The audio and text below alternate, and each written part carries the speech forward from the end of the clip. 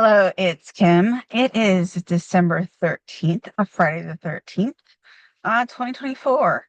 We're getting pretty close to solstice, and I'm ready for the sun at least, if not holidays. Holidays I'm not prepared for. So I do have two Yuletide sort of decks today. I'll be pulling out a third later on in the month. Fun stuff. First one is the magic of midwinter. I've actually seen this like year round being sold, so I've kept an eye on it. It's 15% off. That's why I suddenly had to have three Christmas decks, right? That's the way it works. It's actually set up very much like oh, one of the witch ones. How about that? I was gonna say Seasons of the Witch, but that's the one that I just bought. And it's not that one. Anyway, it is definitely like one of the sort of like one of the ones that goes with like the crossroads. And it's definitely a deck that I use quite often that I'm blanking on. But it's like all the fours are together and all the sixes are together and how that they are sort of, related. And that's just the way that the book is set up. It reminds me of several. It's probably by the same company, honestly. So this one we're not like it's not past, present, future. My other one, they specifically really want you to like they are like all about having the three, and there's just major arcana. I'm trying to like figure out how to like best like situate myself. You can tell this is not my vehicle. I still have a rental. What can I say? So we have five Sinterklaas. And he reminds me of somewhere in between like the Hierophant and like Santa Claus, I mean, like something very, very magical and yet something very like sacred altogether. And like magical, not with a K, but like with a fun sort of see, like almost like a pop culture sort of like feel. And that was me dropping. Yeah, drop the laptop, like you do. So they're saying it's beliefs, learning, wisdom. So very much like the Hierophant. The memory of the Holly King is held in the continuation of the seasonal symbols here in the guise of Sinterklaas. The spirit of Saint Nicholas can be seen within the figure, as well, and his feast day is December 6th. Many Northern European countries exchange gifts on the eve of his feast day. While St. Nicholas is reputed to have been a real life bishop and patron saint of children, the figure itself is steeped in the mysteries of the season. And this one, of course, is inspired by Santa Claus. It has an entire paragraph basically just saying that I don't have enough memory on my computer, and I also don't have enough battery to like go through the entirety of like what they're saying. It's a lot.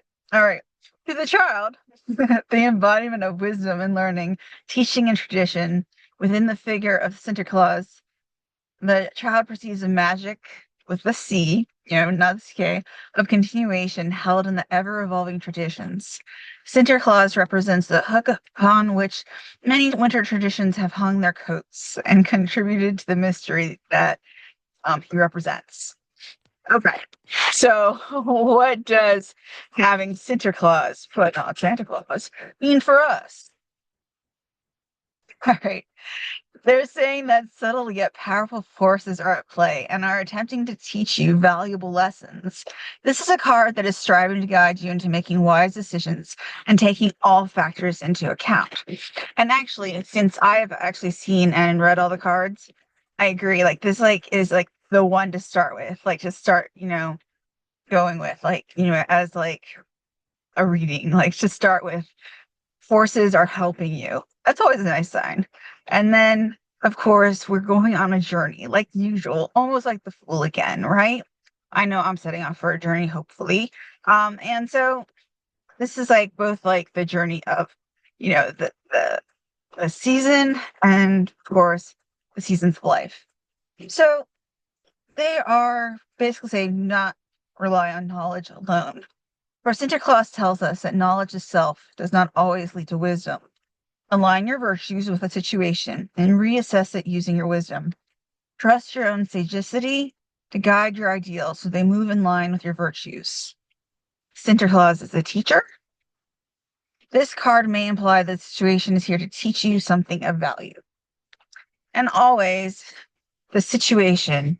What is this situation, right? And we might go along. I know on my mind is education.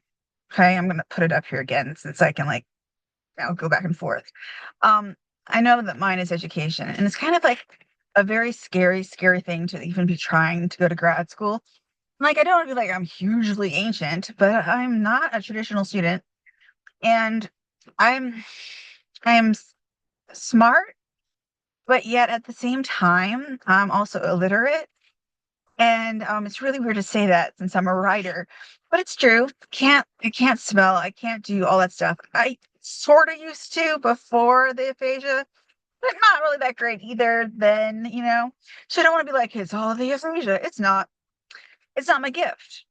So we have to weigh and balance our gifts and I think be grateful for our gifts and use them to the best of our ability. So yes, going out just like the fool, and doing something else is scary, especially when there's going to be judgment. But I think it's something that we have to do, to grow. Like my mentor, he's younger than me. I've talked about that before in archaeology. And he has been a professor. He knows his stuff. He's very good. I could be a professor in creative writing. I know the stuff. I'm very good, but they're very different, right? So I judged myself probably more than he judges me. And I just got an email of my paper and it's getting closer. Look at the in text comments. And I'm like, and then I thought I'm safe. It's opened. I'm not going to look at it. And then he emailed me again and he gave me more reading. I've already read 400, 500 pages for this thing. I know. No complaints. No complaints. Kim's getting into grad school somehow. But it is relevant. Okay. So there's those moments in life where we're going, what the F are we doing? What? But you have to do it. You have to jump off that damn cliff and just be like, if I don't do it, I will regret it forever. And maybe there's not even a choice. To me, there's no choice. I have to go. I have to do it. There's no choice. There's no question. So that leads us to our next card, the Six of Hate, which is the Six of Courts. Six of Swords. Only they're candy canes. That's right. Mm. Lessons learned. Journey of moderation towards balance. There's a lot that might be going on in this seemingly innocent scene. All right, let me try to get it up there and not drop everything. Okay. So basically, I'm not going to read I'm not going to read it. I've read it. So I'll tell you what's going on in this card. Okay. So it's basically a family's getting packed up, right? They're obviously going to go on some type of journey, some type of traveling. There's all this gifts and stuff. And there's hustle, bustle, a lot more bustle. I mean, we like the holidays until the holidays are here. And then you're like, what? Why do we celebrate? This isn't celebration. This is work. More work. You have to bake. You have to go buy stuff. You don't have money to buy stuff, So you go into debt. And it goes on and on and on and on. Because I have friends that are good friends. They're like, I don't want your money. And I'm like, you are insulting me. They're trying to be nice, right? But that isn't always how it works. We feel societal pressures. This is what society tells us we have to celebrate. And if we go beyond that, it sort of tells us what society expects us to do. We're expected to go with the cultural norms, even if it's tough and it's not for us. And you have to pack up the kids and go to grandma's house through the snow. And Okay. I decided that it's called Into the Woods, is the deck that I was trying to talk about, a while ago. There you go. All right. So they say for this divination, other than me going, there's a lot of work. There's work right now in our forecast, and we have to choose it. They're saying the time has come to make a decision about a situation that is just not good for you anymore. Okay? It's yet the most difficult decision you have made, but it's necessary. This is the cold faith of truth and facing up to facts that may tear your heart apart in the short term, but will lead to healing. The path forward is not clear, and you may be terrified of making this move, but rest assured that balancing powers of the sixes do have your back. Be brave and take the plunge. And, I'm talking about the plunge, right? But like, I don't think you have to like be like, I'm giving something up. I'm having a hard break. I had this discussion with a grad student who thought I was mad woman. So I said I wasn't giving up everything for grad school. I'm going to a specific type, hopefully, if they let me in, that is remote so I could do other stuff. The idea is that you're a working person, so I could write and I could still go on my digs. And then you are like also taking classes. So I'm not a giver upper. Things naturally fall away, they naturally fall away. And that might be the case here. Things just fall away. Maybe you're not teaching as much. Maybe something else happens. Maybe you're like, hey, I really, like this, I don't feel appreciated enough for the amount of work that I put in. Do I have a say? The answer is no. Okay, well, thank you. Let's still be friends. We'll go in gratitude. It's not really like you give up the work, but you can like keep the friends and the people. So I've given stuff up for my dreams, but at the same time, I can't say that I've severed anything. As I jumped off the cliff, usually, there's people cheering me on, and there are. So that means that I bet you there's people cheering you on to whatever this next adventure is. Because it's an adventure. I mean, life is. Everyone's like, don't say have a good adventure, Kim. That means something bad. I can't say it means something good.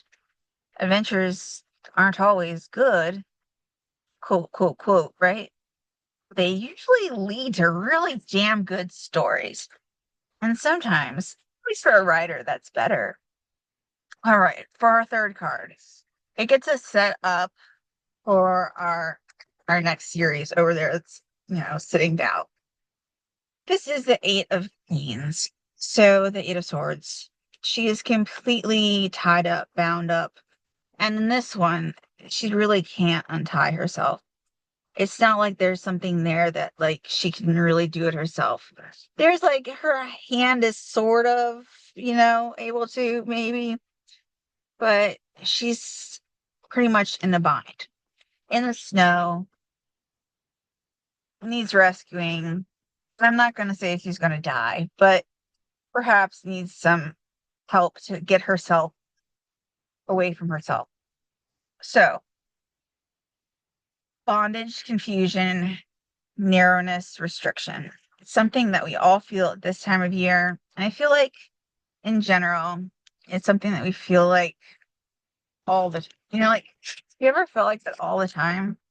I feel like I'm getting way too much glare. Pardon me. Well, for better. Something changed with the sun, with my eyes. I don't know. Okay. So often during the holiday season, we are pulled in opposing directions, our attention torn from the moment or from what should really matter. There is an immense constriction occurring from limitations on one's time to the limits of the purse. All this can leave us feeling imprisoned by something that at its core should be wonderful and jovial. The eights have a tendency for organization, but the key to this is also maintain flow. In this card, the poor woman is not flowing. She is overspent, overcommitted herself, tried to do too much all at once. Multitasking only ever leads to disarray. In turn, the momentum inherent in the eights has started to freeze and constrict. She is trapped by the very edges of her own mind. It very much reminds me of the things that I feel like I have to do, in terms of like traditions. Like I have to do certain things and they are compulsions. Like it is not the holidays if I don't do it, even if it's, taking time, away. And it's just, I'm just like, well, that's just life. That's just the way it is. It's me. I have to make fruitcake. I have to make, well, I make a lot of baking, but if I'm honest, and I'm only making two things, it's the stuff that my grandmother did. So it's fruitcake, which is really an applesauce cake, with all the fruit in it, and then her fudge. Those are the two that I must make. Otherwise, not Christmas. And not holidays, not anything. It's just not right. And it really bothers me. And like, I'll be told by my parents, we still have some in the freezer. I'm like, well, what do you want me to do about it? Eat it. It's not like I suppose, the best way of doing it, but it is like a restriction, like saying I have to do all the cards, I have to do all this, I have to do all this, I have to do this, I have to have a paper, there's a lot. You feel utterly trapped in the situation that appears on the surface to be out of your control of influence. Cleft in twain, you no longer know which way to turn or run. So instead, you have been spinning endlessly in place, drilling yourself into the spot, and then tying yourself into knots. The initial energy that should have propelled you onwards is keeping you locked in a confusing, vicious circle of your own making. You are responsible for getting into the conundrum. So remove the blindfold and look for a way to return to the organized flow of the eights. So it's basically just saying, stop it. And like, look at what you're doing with your life. It's not like a happy, pretty message, but like it tracks with me. I'm like, yes, that's what I'm doing. But the thing, oh, the cards just fell.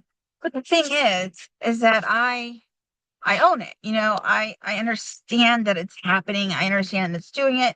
And I even, crazy enough, I choose it, right? And like if we choose something, then what are we gonna do? Okay. So real quick, that was the Yuletide Tarot, okay? And I'll pick up our cards in just a second. Okay. Now you're gonna see me reach a few times. Card man, do not have the same stuff. Now, this only has the major arcana, which kind of made me sad. I'm trying to not show you my finger, which has a second degree burn. Although I'm kind of wondering what a third degree burn looks like. So it looks pretty bad. All right, so this is the Christmas tarot. Okay. And it's a ghost of past, present, and future. So I did do a past, present, future reading.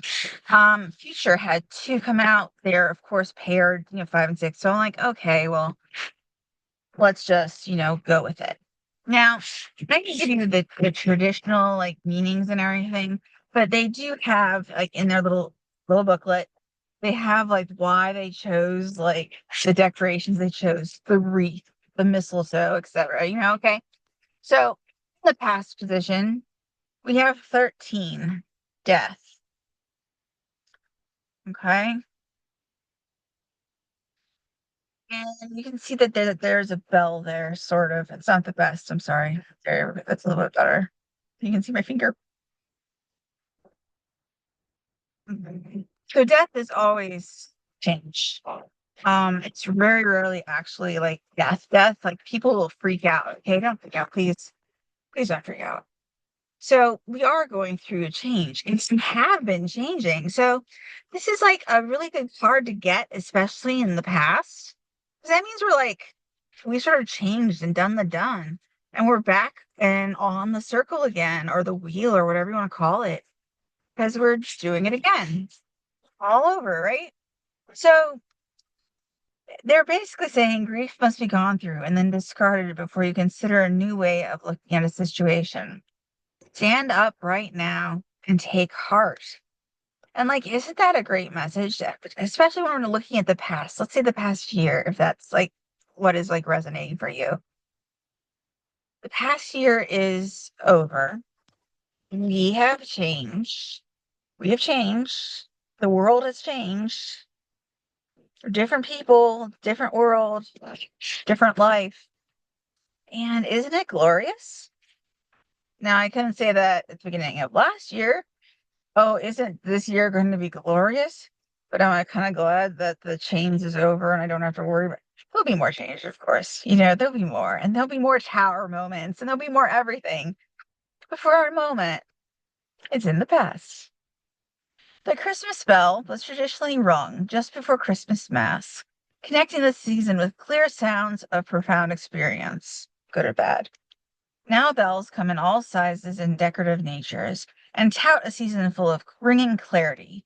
Bells also ring in the times of change and suggest that you look at things in a positive manner. Well, see, that's even better. So then we can look back and we can see our changes as positive. We don't have to be like, oh, we aged. We can be like, look how glorious we have become. I personally feel like I've gone backwards in years. I feel younger. I hit the ground and beat the of soil and dirt with my shovel, and it's glorious. Okay, they're saying in a reading, it may be that you've discovered you were at the very end of something. It may not have felt like a good thing, but you knew somewhere in your being that there would be a positive outcome down the road. Keeping your chin up would have been the best way to handle the downpour of unusual circumstances. One hopes that you were optimistic. If not, well, it is what it was. Onward and upward. I'm sorry. I love the sarcasm. I've decided that Christmas sarcasm is the best sarcasm. You gotta have the best. All right. So then try not to show you my finger. All right. So then we have the Hermit. Okay. And this is our present. All right. Our present day. And it's labeled as trust. Okay. So there's a wreath there, and the idea of trust. And you can see that there's sort of like an angelic presence there or ghostly presence. And that is sort of like our past sort of holding on to us and being part and not quite giving up on us. And I would say even you really consider spirit guides and stuff, being there, not not like a you have a ghost completely on your back, but sort of. All right, let's see what it try to get it. Okay, the Christmas wreath in ancient times was thought that the wreath at Christmas was a symbol for victory. But there are many other meanings this lovely circle of nature through the years and across customs. Finding the inner truth with the theme. Seeing the wreath will signal that introspection of some sort will be needed. Take the time to understand the situation from all sides, then apply that knowledge. And it says to make sure that focus on the joy shining down at this moment. Because it does talk about, how the hermit seems alone, but really isn't. And I don't see us, I can see us all being individual. I can see us being able to be in our bubbles. But I see us always interacting too. I could be very solitary if I really wanted to. I'm technically an introvert, and yet I find myself more and more connecting with people, and needing that and feeling like I should be part of something. All right. It says you may feel like you have a ghost on your back as you try to make the right decision. Tempted to disregard them because another course might be easier. The ghost is just reminding that you need to consider facts you've gathered. Stop, think, and decide without emotional interference. So don't let fear rule, right? Isn't that what it's saying? Is in our present, don't override our emotions, but some of that would be considered temperance in some ways, but a lot of it is much more feel I don't know. Balance is probably balance. All right. So 6, we got the Lovers. Okay. And it says that it could be romantic lovers. And in this deck, I'm gonna say it probably really doesn't have to be, it really isn't. It can be friendships. We've been talking about sort of bonds and sort of interactions. And this could be interactions. Because even I found that, even baristas over the years and now, like, save my life. Like, I can be in a really foul mood, and then they it's like crack a joke with me, and, like, life is a little better. It's a little more positive. There's a lot of things that, could have happened that haven't happened, you know? And it's small kindnesses. Okay, partnerships. It usually indicates a relationship between two individuals, possibly romantic, but it could be directed inward to the duality of the self. There could be a difference in opinion, and you may have a difficulty understanding the other part of an equation, the other person or your alter ego. I have both. I have issues with both. Both. Follow your own heart is the mantra of the day. Just make sure that you're considering all the facts, because your relationship could go wrong if you're not careful. Look to encounter with another that touches you deeply. And remember, this is future, so this is something that we can work on, you know? We can network. We can talk to people. We can have friendships. We can be social. Even if it's not like social and you just need to be on Facebook. I mean, everybody has a different level, you know? The mistletoe, the perfect Christmas tradition for lovers, whether emotional or internal, is that came upon a ball of mistletoe in the woods. Early on, the Druids began to use in the forest during times of conflict. If one came upon a ball of mistletoe in the woods, all warring arms were put down and a truce was called until the following day. It was the 18th century when the kissing practice began, a fashion, and continues to this day. Let me tell you, I have never figured out mistletoe. I have tried to hang it. I have hung it. I have held it. Believe me, it chases people off. All right. It says you are in line for a fabulous future as long as you've banished your demons. It seems that there is mistletoe wherever you go. Your relationship will shine. It has a Christmas angel message. Loving others can be difficult, and doing it in any ways is worth any inconvenience. I actually needed that because, like, I love people and they don't love me back, right? That's life. Can't change it. Happens. But I can't change myself either. Like, I won't go out and like stalk anybody, or I do my best not to make anyone uncomfortable. But I mean, like, I show up with love pretty much with anyone and everyone if I can. And if I have chosen you as I love you, then you sort of have to be like, well, she's a poet. I'm intense. 5, Hierophant. Ver- My lighting is not doing good. All right, 5, Hierophant. Okay. Again, sort of a little bit of that ghostliness.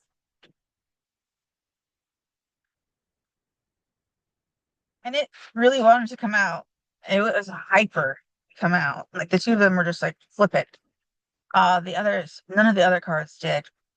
They just sort of like, I felt that they were right. So then I flipped them out, and these two flew. The Hierophant puts forth the keyword beliefs that you hold dearly and that you're following by your own moral fortitude. You'll be able to see right from wrong. He knows the rules and abides by them when it's prudent to do so. If not, he's capable of analyzing the issues and applying intellect, even if it's something that disturbs daily life. Connect your spiritual side, learn or understand what is before you. Take the high road. All right, and it has the Christmas rose, the European flower, the white Christmas rose, tipped with pink, blooms only in winter. This lovely rose connects for many to the birth of Jesus, as was a spiritual gift to the child from the poor shepherd girl. She was very sad that she had no gift to bring, but a special Christmas angel brought the flower from beneath the snow. The Christmas angel taught the young girl that love can bring forth the bloom of life, but is also a true gift of the heart. And that sort of gives us, like, how we were sort of like shown in this bind, with the Eight of Canes, like all the gifts and all the stuff and all the holidays bringing us down. Well, kind of like this idea of the winter rose, where it's very simple, very lovely, but very heartfelt. And sometimes heartfelt, it's hard to do but sometimes we can do it, you know? All right. As a future, it says, wow, how did this happen? While you're not sure things have happened exactly as you wanted, there's some real situations to think about now. All in all, these are good developments, and you believe in yourself as never before. Relax, take a nap. Their message. Believe in the ways of love and recognize the many ways to show it. And that goes with my message of showing up in love, whether it's friendship, romance, situationships, whatever it is. You gotta show up. They might hate you. Like, oh my God, Kim, you brought 10 presents and how many cookies? But they can distribute. They can redistribute. I swear. Everyone, have a wonderful week. I look forward to seeing you again. I have another deck because I went crazy, really crazy. But I'm off to do archaeology and write cards. And you, I hope, are off to do something with passion. Do something, whatever, even if it's not fun, okay? Do something that's passionate for you. All right, be well. Take care. Bye bye.